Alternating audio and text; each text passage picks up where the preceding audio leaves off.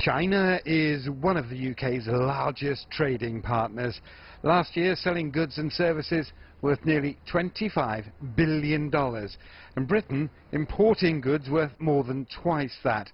As Brexit looms over Britain, the UK Prime Minister's Chinese tour will aim to build on its strengths, according to global financial services giant UBS. It is an open door, but it needs to be a relationship based on mutual respect, right? And I think mutual respect is there, and Beijing is well aware of the difficulties and the challenges that Britain's facing. Pursuing new trade deals with Beijing on her first official visit to China, Theresa May could find a warm reception. After all, Chinese investments in Britain last year more than doubled to over $20 billion, according to a report from law firm Baker McKenzie.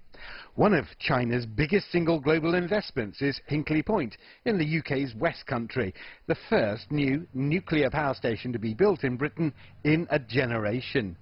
During roundtable talks, China will likely turn an eye to the City of London, the UK's premier financial centre, with possible talk of new cross-border investment channels, a stock connect to Shanghai involving the UK.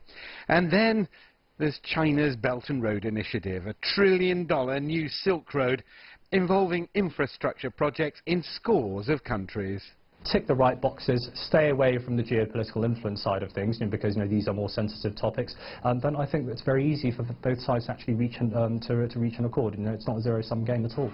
A golden era in relations between the UK and China was a phrase first coined by President Xi Jinping on a state visit to Britain 2 years ago. Ahead of Theresa May's trip to China, the prospects for the so-called golden era is seen here in London, at least, as good. And that, of course, bodes well for any post-Brexit free trade pact that the two sides might agree. Richard Bestic, CGTN, London.